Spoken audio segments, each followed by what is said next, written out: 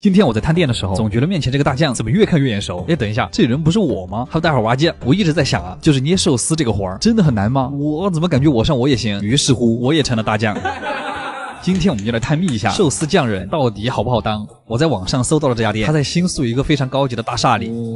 又到了吃寿司的日子，我预定的是10万日元的大酱体验套餐，这样大家点一个赞应该可以吧？这都行。进门之后，工作人员就会给你发一套大酱服，这个不是 cos 的道具啊，它就是货真价实的衣服。换上衣服之后，还真的有点那个感觉。用到的食材都准备好了，直接上手体验最快乐的部分。捏一个米饭团子，不能捏太紧，大小也有要求。接着就是把它捏成一个椭圆，然后再把肉放上去。大酱真的很温柔的在教你，然后就是把它们捏在一起，看着很简单，但是要迅速的把它捏得好看，真的需要练。每一种寿司用什么米，用什么调味，多少的芥末，肉的形状和大小都有一个自己的标准。如果你没做好，就当着客人的面把它吃了吧。体验结束之后，你可以继续捏，也可以回到客人位上，让大酱给你做。主要是太高端的食材，不想糟蹋了。接下来甚至还有一个完整的omakase的流程，前菜一共有4盘：海胆鱼子饭团、味增版的和牛寿司、河豚的鱼皮，最后是鲷鱼沙拉。他家还有一个非常好吃的东西，就是金目鲷寿司，把鱼皮烤到微微卷曲变色，撒上一点薄盐就可以吃了。处理恰当的话，质地很细嫩，脂肪含量适中。接着是海胆手卷，外形还非常的坚挺，吃起来像是柔滑的奶油，然后带有一点点淡淡的海洋的味道。章鱼寿司就是口感又韧又有嚼劲，但每次我吃这个都感觉像是在嚼橡皮擦。接着是茶碗蒸蛋，说白了就是鸡蛋的轻柔版，小料都藏在里面的。接着是一小碗鱼子饭，鱼子的味道其实就是一种细腻的咸味儿，它是属于一种比较淡雅的海鲜，一般会配上比较软糯的米饭，小爆珠真的很带劲儿。最后大酱听我们说喜欢吃三文鱼，就给我们单独做了一大盘，它这个摆在一起，甚至有点像外星果实，这个吃起来口感就是爽滑，因为它里面有大量的脂肪，所以它整个寿司都是很油润的。金枪鱼在捏之前都会先腌一下，这是我朋友捏的，其实和超市里面卖的没什么区别，还是挺好看的。结束之后已经是晚上了，他家还自带了一个小酒吧，就是你捏累了还可以过来喝酒，喝饿了还可以继续吃寿司。总的来说，这家很有趣的店，非常适合来旅游的人。大酱卡基塔桑也是真的很可爱。这次之后我就发现捏寿司的门槛其实很低，但是上限特别的高。好啦，阿基推荐指数9分，真好玩。搞面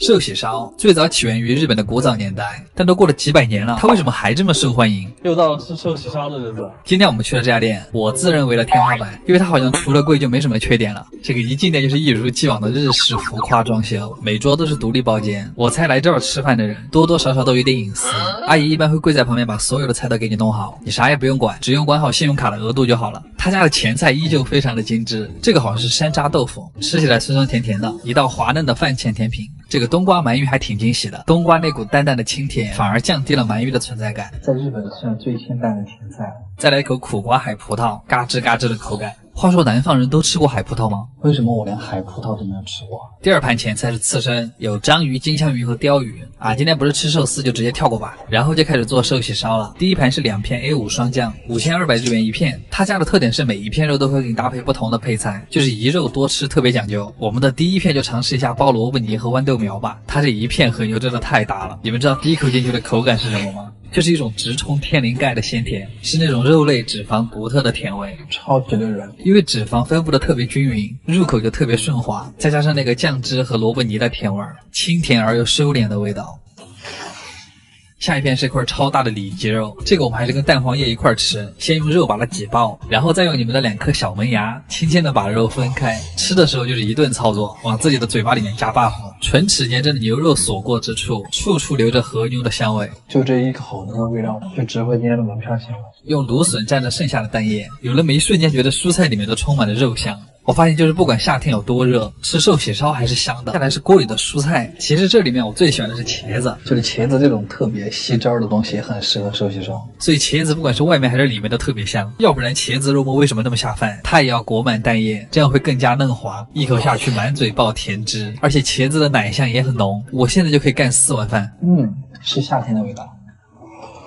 接下来的一片是蛋液裹牛肉，裹萝卜泥，裹豌豆苗，吃法逐渐复杂，香味快了加倍。这一口下去就是爽滑中带着咀嚼感，肉香四溢，大快朵颐啊！说的就是这个。肉烧完之后就会在里面加一点乌冬面，它是在刚才和牛的油水里面煮的，取其精。它吃起来微微泛甜，就像是清汤杂下面最后2口的那个味道，面条里面浸满了肉香，就让我特别怀念成都的那个怪味面。接下来是没有人可以拒绝的寿喜烧配米饭，滑嫩黏糊的蛋液裹着热腾腾的米饭，到底是米饭升华了和牛的甜味，还是和牛让米饭变得更甜，都不重要了，刨就完了。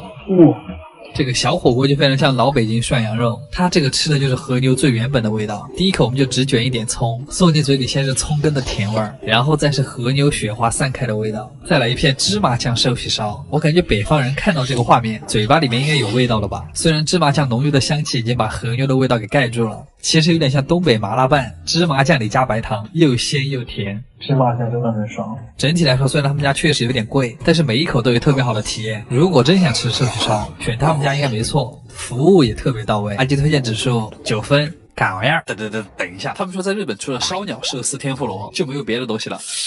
我寻思也不是这样，总而言之，今天就是又到了一个反正不会是吃烧鸟的日子。今天我们绝对不会吃任何的日料。今天我们去的是一家在东京很有人气的德餐馆子，就是德国菜。第一个想到的是什么？脆皮猪肘。今天这只猪它肯定是逃不掉的，吃肉不长胖，我们开始吧。不管是店里的氛围还是这个菜单，已经有点那个味儿了。既然是一个成人局，我们是不是要来一点这个德国特产小鸟伏特加啊？德国不就是被它干掉的吗？骗我喝不来。好啦，第一个菜煮的清口贝，饭前一口汤。这个汤喝起来很鲜的同时，还有一点微辣，有点像在乐山喝的那个翘脚牛肉汤的味道，只不过它是海鲜版的，清口的肉还是挺有弹性，打开都是爱你的形状。德菜里面的头牌肯定是香肠了，给你们看看这盘有多长。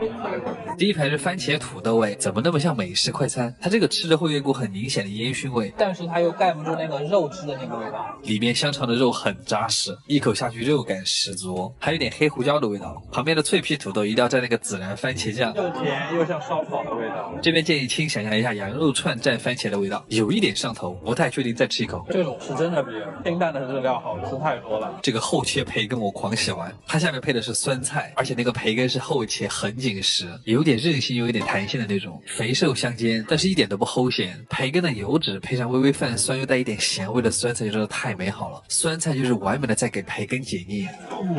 这一盘赖泥是芝士培根土豆泥，第一口吃进去还挺大满足的，那种奶香再加上黄油独特的香气。不过是不是德国土豆泥都不会那么细腻啊？像那个捣碎的蒜泥，一整个很干瘪，它那个坨坨感非常明显，甚至有点像云南的那个老奶洋芋。这个墨西哥辣酱你们谁吃过？浅尝一下吧。它特别像加浓版的泡椒凤爪水。我们用它来试一下这盘新的香肠，这一根是带辣味的德国烟熏香肠，只不过它里面的肉汁也是加上刚才那个辣汁，就吃起来很酸爽。这也太恐怖了，这个玩意儿一下就能冲到天灵盖。德国的芥末油炸版的浓缩泡椒汁。这个酸菜肠很特别，它里面有很浓的蒜香味，酸菜加蒜香加烟熏，重口味香肠我的爱。这个看起来最无害的白香肠，里面加的应该是洋葱和欧芹，比其他香肠吃起来口感更嫩。蔬菜口味的香肠，真的发现德国人吃香肠还是挺有一套，这么多种味道差别还不小。最后才是今天的主菜，德国脆皮猪肘，我今天就是为它而来的。它一人份的分量就真的很大，里面配了一坨土豆泥，还有一坨德国酸菜。先给大家表演一个空口吃猪肘，果然脆皮猪肘最大的乐趣就在于肥而不腻，感觉外层的油都已经被烤走了，所以它肯定没什么热量。外面的皮真的特别的酥脆，有点像吃那个猪油渣的味道。那它里面的胶原蛋白又留得很合适，再加上里面的肉又有胶质又有 Q 弹。最后的甜点是一份煎午餐肉。我发现德国菜的重点就是重油重盐，但是有一说一，这个午餐肉真的差了一点六婆，德国人就应该尝尝六婆。不是广告哈。今天瞬间爱上了德餐。总而言之，吃多了清淡的日料，偶尔来一顿这种重口味的异国菜也很满足。主要也是想跟大家说，日本除了那些本土菜，这些很难理解的异国菜也非常值得去试一下。跟朋友出来喝喝啤酒，也不输给在居酒屋里谈心。阿基推荐指数8.5分，SS 那个玩意儿。